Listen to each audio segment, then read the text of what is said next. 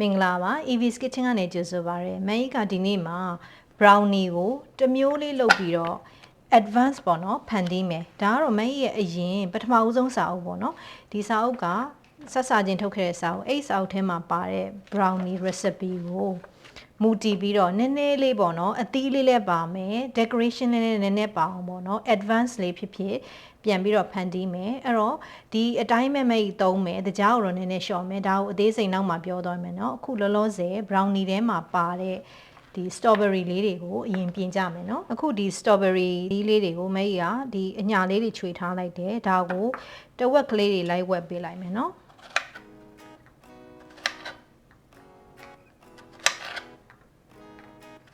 ဒါလေးတွေကိုအိုးတစ်ခုတည်းကိုပြောင်းထည့်မယ်ပြီးရင်တကြားကစပွဲစိုးတစ်စွန်းလောက်ပေါ့နော်အဲ့ဒါလေးကိုထည့်မယ်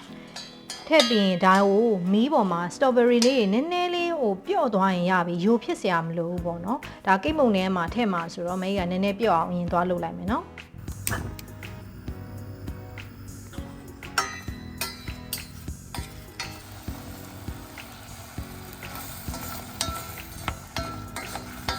ဒီမှာတကြားလေးတွေနည်းနည်းပျော်သွားပြီးတော့ strawberry ကလည်းဒီလောက်ကလေးဖြစ်သွားရင်ရပြီအမေတို့ကမီးဘိုထဲမှာထပ်ပြီးတော့ဖုတ်အောင်မှာဆိုတော့လေအရင်ပြဲနေစရာမလိုဘူးเนาะဒါကိုဘေးဖယ်ထားမယ်အခုကိတ်ကိုစားပြီးတော့လုပ်ကြရမယ်เนาะအခုဒါ unsalted butter စားမပါတဲ့ထောဘက်က120 gram ဒါကိုပထမဦးဆုံး microwave နဲ့သွားပြီးအပူပေးမယ်တကယ်လို့ microwave နဲ့မဟုတ်ရင်လည်းအောက်မှာရေနွေးခွက်ကလေးခံပြီးတော့ပျော်သွားအောင်အပူပေးလို့ရတယ်เนาะထောဘက်ပျော်ဖို့အဓိကပဲအခုထောဘက်ကလည်းပျော်သွားပြီအဲ့တော့ဒါက Semisweet chocolate ဒါ65 gram เนาะအဲ့ဒီတဲကိုထောဘက်ကိုလာပြီးတော့ထည့်ပေးမယ်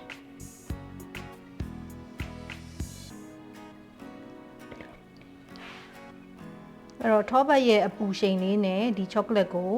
ပျော်အောင်လုပ်ပေးလိုက်တာပေါ့နော်တကယ်လို့နည်းနည်းပျော်ဖို့လိုနေတယ်ဆိုရင် microwave ထဲကိုထည့်လို့ရတယ်ဒါမှမဟုတ်ရင်လည်းခုနကလိုပဲရေနွေးငွေလေးနဲ့အောက်မှာခံပေးလို့ရတယ်ပေါ့နော်chocolate လည်းလုံးဝပျော်သွားပြီဆိုတော့ဒီဟာကိုဘေးဖယ်ထားလိုက်မယ်အခုကြက်ဥနဲ့တကြားကိုဆက်ပြီးတော့မှုန်းကြမယ်နော်ကြက်ဥက3လုံးသုံးမယ်မကြီးသုံးတဲ့ size က52 gram စုစုပေါင်းရှိတယ်နော်အဲ့တော့အရန်ကြီးမဟုတ်ဒီကြက်ဥလေးကိုနည်းနည်းပွားသွားအောင်မှွေပေးလိုက်မယ်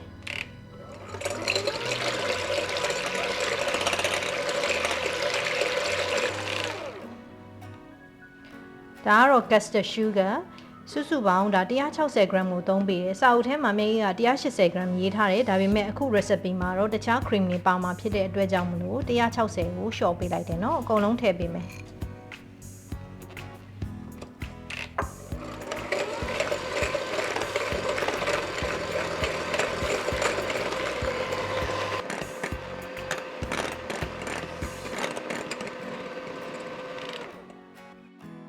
အဲ့တော့ဒီ texture ကိုနည်းနည်းလေးဒီလိုမျိုးဖြူပြီးတော့ပေါ့နော်ဆေးလာတဲ့အထိမှွေပေးလိုက်မယ်ပေါ့နော်ဒီ brownie ရဲ့ texture က cakey နဲ့ fudgy နဲ့ကြားရဆိုတော့ဒီလိုဖြစ်အောင်လုပ်နေရပါပေါ့နော်နည်းနည်းတော့9မိနစ်လောက်တော့မှွေပေးရမယ်ဆက်ရဲ့အနေထားပေါ်လည်းမူတည်တယ်ပေါ့နော်ပြီးရင်တော့ခုနက chocolate နဲ့ထောဘတ်နဲ့ကိုဒါအေးခံထားတာအဲ့ဒီ texture ကိုလာပြီးတော့ဒီထဲကိုထည့်မှွေပေးမယ်အရှိန်နည်းနည်းပဲမှွေမယ်နော်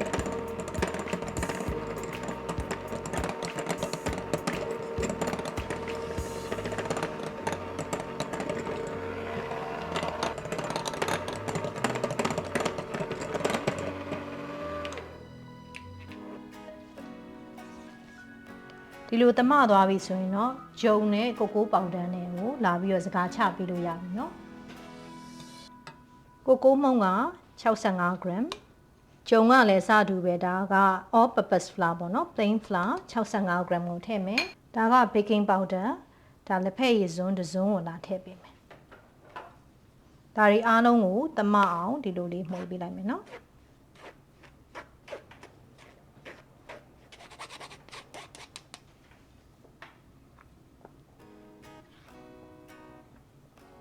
ဒါကိုလက်ကလေးနဲ့ပဲသမအောင်မှွေပေးလိုက်မယ်နော်ကဲဒီလိုမျိုးအကုန်သမသွားပြီဆိုရင်တော့မုံစဖုတ်လို့ရပြီနော် မုတ်ဖုံးမဲ့ဘန်းကမဲကြီးက9လက်မဘန်းလေးကိုရွေးထားပေးတယ်ဒါကိုအောက်ကနေ baking paper လေးဒီလိုခင်းပေးမယ်ပေါ့နော်အဲ့တော့ဒီဟာရဲ့တစ်ဝက်ကိုမုတ်နှစ်တစ်ဝက်ကိုဒီထဲကိုလာထည့်ပေးမယ်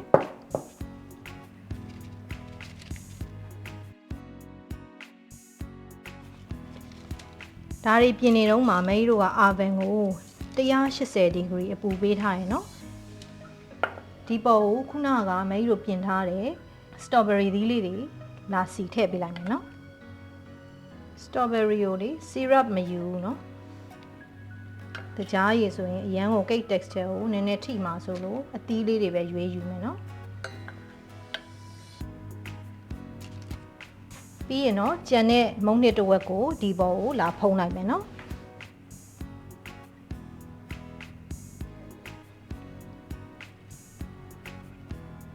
ဒါကိုလည်းမျက်နှာပြင်လေးနည်းနည်းလေးပေါ့နော်အသီးလေးတွေအကုန်ဖုံးအောင်ဖြည်းဖြည်းလေးရွှေ့ပေးမယ်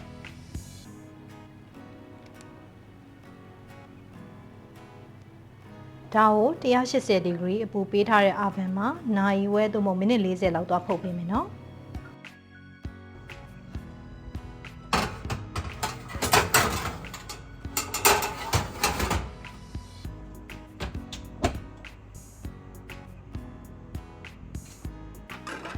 အချိန်ပြည့်သွားပြီနော်မုံချက်မချက်ကိုမင်းတို့က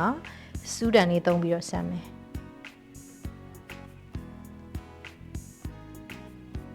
ဒီမှာကြည့်ဘာမုံနဲ့အရေးမှာကတ်ပါမလားဘူးဒါဆိုရင်ချက်ပြီးဒီမှာမုံအစအနာလေးပါတယ်အဲ့ဒါပုံမှန်ပဲပေါ့နော်ဒါကိုလုံးဝအေးသွားအောင်ဒါမှမဟုတ်ရင်လည်းတော်တော်လေးကိုနွေးနွေးလေးဖြစ်သွားအောင်ဒီအေးခံမယ်ပြီးရင်တော့အပေါ်မှာ mousse layer တစ်လွှာကိုလာပြီးတော့လောင်းကြမယ်နော်ခုမဲကြီးတို့ကမုံကလည်းနည်းနည်းနွေးသွားပြီဆိုတော့ chocolate mousse ကိုစပြင်မယ်အဲ့ဒါအတွက်ကို gelatin ကိုဒါ9 gram ပေါ့နော်အဲ့ဒါကိုစပွဲစွန်းရေရိုးရေစပွဲစွန်းတစ်စွန်းလောက်နဲ့ပေါ့နော်လာပြီးတော့နည်းနည်းပွအောင်ထားပေးမယ်ရောမှွေလိုက်မယ်ပေါ့နော်ဒါလေးကိုခဏဘေးဖယ်ထားမယ် mousse ကိုဆက်ပြင်ကြမယ်နော်နွားနို့90 gram ကိုသွားပြီးတော့အပူပေးမယ်နော်ဒါကကြတော့ Semisweet chocolate ပေါ့နော်65 gram ကိုခုနကအပူပေးတဲ့နွားနို့လေးလာထည့်ပေးမယ်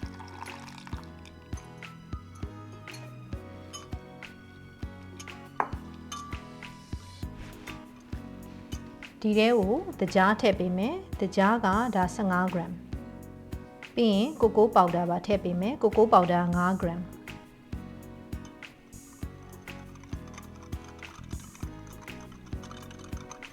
ပြီးရင်တော့ခုနကပွားအောင်လုပ်ထားတဲ့ gelatin လေးကိုဒီထဲကိုလာထည့်ပေးမယ်နော်ဒီ gelatin ကလေကိုကြိုက်တာသုံးလို့ရတယ်ဒါဟိုပါပေါ့နော်ငါးတွေဘာတွေကထုတ်တဲ့ဟာလည်းသုံးလို့ရတယ်ဘယ်ဟာပဲသုံးကိစ္စမရှိဘူးနော်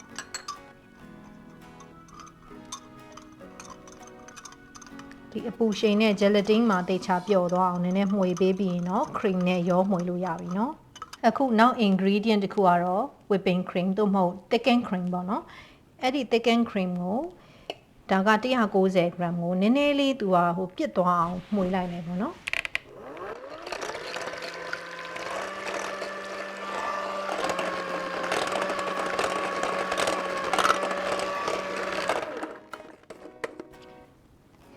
ဒီလိုလေးနည်းနည်းလေးပြစ်သွားပြီဆိုရင်ခုနကလှုပ်ထားတဲ့ chocolate ကိုဒီထဲကိုလာထည့်ပေးလို့ရပြီနော်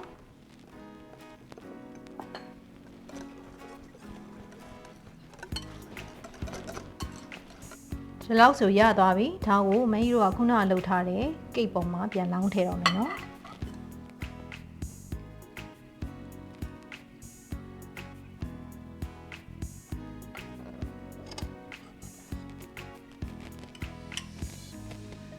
ဒါကိုရေခဲတက်တာထဲမှာ3 နာရီလောက်သွားပြီးတော့ဒီ mousse လေးတွေ set ဖြစ်သွားတဲ့အထိအေးခံပေးမယ်နော်အခုမဲကြီးတို့ကနောက်ဆုံးပိတ်အနေနဲ့အလှဆင်မှု cream ကိုလုပ်မယ်နော်ဒါအတွက်ဆိုလို့ရှိရင် whipping cream သို့မဟုတ် thickened cream ကို200 gram ကိုချိန်ထားလိုက်မယ်ပြီးလို့ရှိရင် custard sugar ကတော့ကိုယ်စိတ်ကြိုက်ပေါ့နော်ဒါကတော့မဲကြီးကစပွဲစွန်းတစ်စွန်း15 gram နဲ့နောက်ထပ်5 gram လောက်ထပ်ထည့်ပေးမယ်ပေါ့နော်အချိုကြိုက်တယ်ဆိုရင်ပိုထည့်လို့ရတယ်အတူအလျှော်လုပ်ပေးလို့ရတယ်ပေါ့နော်ပြီးရင် whipping cream ကိုကိုကိုပေါက်ဒါပေါ့နော်နည်းနည်းလာပြီးရောပေးမယ် chocolate အရသာဖြစ်အောင်လို့အဲ့တော့ ဒါလက်ဖက်ရည်စိုးတစ်စုံကိုလည်းလာပြီးတော့ထည့်ပေးမယ်ဒါကို cream အလှဆင်လို့ရတဲ့အနေအထားအထိမှွေပေးရမယ်နော်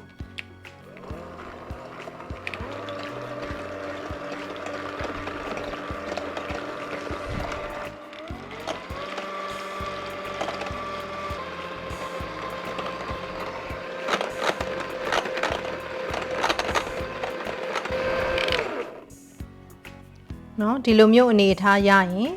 ရက်လို့ရပြီနော်ဒါဆိုရင်အလှဆင်မို့ cream အစင်သင်းဖြစ်သွားပြီနော်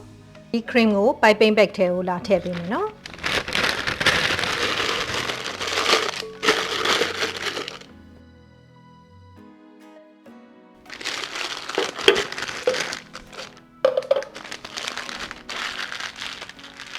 ပြီးရင်ဒီထိတ်မှာနည်းနည်းလေးလာပြီးတော့ဖြတ်ပေးလိုက်မယ်ဒါကတော့ဘာမှရှုပ်ရှုပ်ရှက်ရှက်အလှဆင်တာမဟုတ်ဘူးဒီလို decoration ပဲဆိုတော့အဝိုင်းလေးလုံးဆိုရင်ရပြီเนาะဒါကတော့3နာရီရေခဲတက်တာတွေကိုထည့်ထားတဲ့ cream ပေါ့เนาะဒါလေးကိုဘန်းထဲကနေထုတ်ပေးမယ်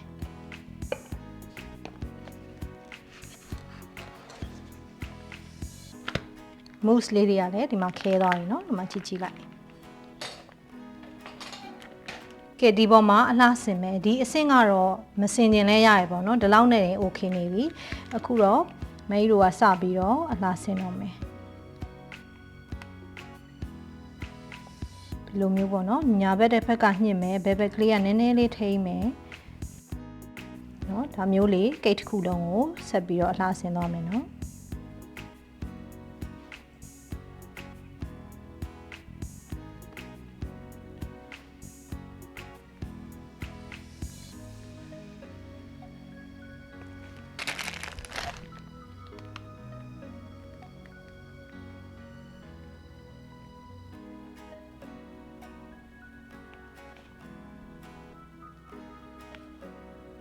ကဲနောက်ဆုံးအဆင့်အနေနဲ့ဒါကိုကိုမှုန်လေးကိုပေါ်ကနေပပလေးဖြူပေးမယ်เนาะမဖြူလဲရတယ်เนาะဒါအလှဆင်တဲ့ purpose အနေနဲ့ပဲ